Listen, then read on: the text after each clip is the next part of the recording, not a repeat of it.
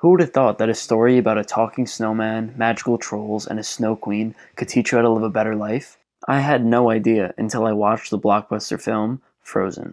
Hello and welcome to my Life Lessons from Disney Movie series. I'm Nick Lugo, and every single week I give you new tips and new secrets that are hidden inside Disney movies that are made to give you a better life.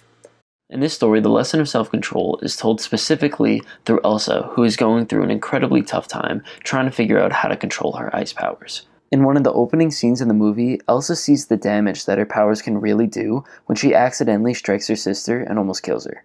Then, when Anna is healed by the trolls, Elsa is given her prophecy for the rest of the movie. Your power will only grow. There is beauty in it, but also great danger. Fear will be your enemy.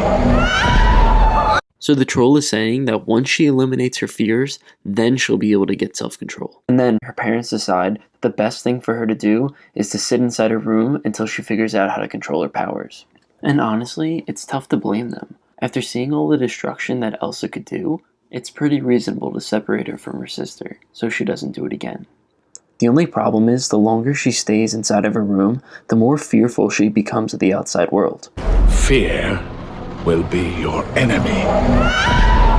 She becomes fearful of her sister because she's trying to protect her, and she becomes fearful of herself because she's afraid of all the damage that she can do. In this scene, she's practicing for the coronation that she's about to do, and you could tell how fearful she is just by the look on her face.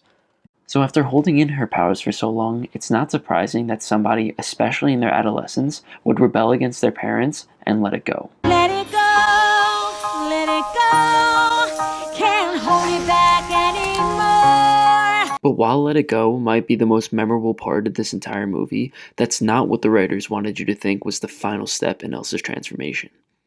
And there's a reason for that. Even though she stopped caring about the world and was able to let it go, she essentially moved from being locked in a room and unable to speak to anybody to locking herself into a castle and still not speaking with anybody. There was very little transformation that went on. And since she's still deciding to shut herself out from the world, she'll never be able to get rid of her fears. Fear will be your enemy. And I don't think anyone would tell you that if you're struggling with the problem of self-control, that you should shut your doors on the world and not tell anyone about it. Clearly, the writers are trying to tell you something.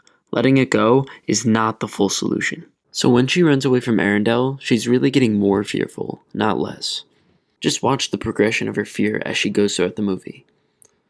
Just stay away and you'll be safe from me. A few minutes later. There's so much fear. You're not safe here. Clearly, letting it go did not help her situation. Since she was never able to eliminate her fears, that means she was never able to attain self-control. And as a result, she accidentally strikes her sister in the heart. And that's the part of the movie that's incredibly ironic. She spent the entire movie fearful about putting her sister in danger, yet she ended up putting her sister in more danger because of her fears. For Elsa to actually let go of the fear of putting her sister into danger, it actually required that her sister must die. In other words, she had to confront the death of her sister for her to stop worrying about protecting her so much. And while it was a physical death for Anna, it was also a death for Elsa. It was the symbolic death of Elsa's fears for her sister's life. She could finally stop worrying because her sister is already dead. You could really see that when the storms that go on around her and were constantly following her throughout the films begin to die once Anna dies. That really shows that Elsa's inner conflict was finally over, simply because she's had to stop worrying about protecting her sister. And that's another ironic part in this movie. For Elsa to finally stop worrying about her sister, Elsa had to be the one who killed her. But once Anna died, Elsa was able to focus on the next step in her journey, rebirth. And this is symbolized when Anna comes back from the dead. Because it's not only a rebirth for Anna, it's a rebirth for Elsa's relationship with Anna. Instead of Elsa focusing on how much she fears for Anna's safety, she's going to now focus on how much she loves Anna. An act of true love will thaw a frozen heart. Love will thaw. Love, of course. And that dramatic shift in perspective is what finally allows Elsa to get rid of her fears. Elsa is essentially born again, and she finally achieves self-control. You can see this symbolic representation of death and rebirth all around us. In the Disney movie, Pinocchio makes mistakes and becomes a literal jackass, and the way for him to change is to sacrifice himself for his father, and then to be born again as a real boy. You can also find this in real life when Kobe Bryant changed his number from 8 to 24 after cheating on his wife, showing the death of the old Kobe and the birth of a new man. And this is most prevalent with Muhammad Ali because he chose to legally change his name from his birth name Cassius Clay to a more spiritual name Muhammad Ali, thereby identifying himself as a new person. Now you might be asking yourself one question: how will this all help me? Well, it's very likely that you're struggling with some of the self-control problems that plague our entire society, and you could use these rules to help you out.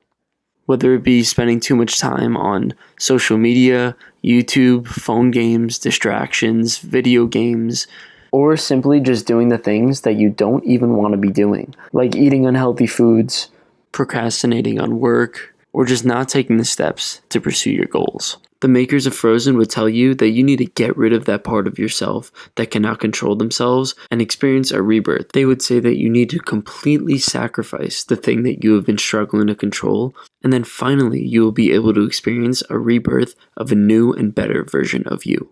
Recently, I talked with pro soccer player Michael Chabala about the sacrifices necessary to be successful, and here's what he said when weighing two different views on sacrifice. Oh, I'm going to sacrifice turning off the TV for 30 minutes every night to read. No, fucking throw the TV away and don't fucking watch TV for 30 years. Like, that's sacrifice. Like, I gave up sweets. I gave up soda. I gave up fast food in high school. So what he's really saying is that it wouldn't be enough to do your bad habit just a little bit or in moderation. It requires a complete transformation and a complete death of the person that you used to be. So what does a real transformation look like? Well, let's take a look at what actually happened in Frozen, and let's also take a look at Michael Chabala and see what actually lines up. So what actually happened is that both of them were trying to achieve some higher goal, and that goal was the thing that they were striving towards. Since they were trying to achieve a goal, that allowed for them to put aside all the bad things that were getting in their way. So for the Mike Chabala example, he actually stopped doing all of his bad habits because he was trying to achieve that higher goal, and everything to get in his way of that higher goal would be cut completely. In the case of Elsa, the same thing happened. She was trying to achieve the higher goal of getting in a better relationship with her sister, so every single thing that she possibly could do to get in the way of that, which would be her fear, is all going to be taken out because now she's trying to achieve that higher goal of loving her sister and focusing specifically on that goal. Now she's going to try to love her sister in the same way that she did as a child, but just with a little bit more caution. So that's the final message in this video. Pick a goal, any meaningful goal that you find worthwhile, and focus on it. And the more you focus on that goal, the less you're going to focus on the things that you really don't want to focus on.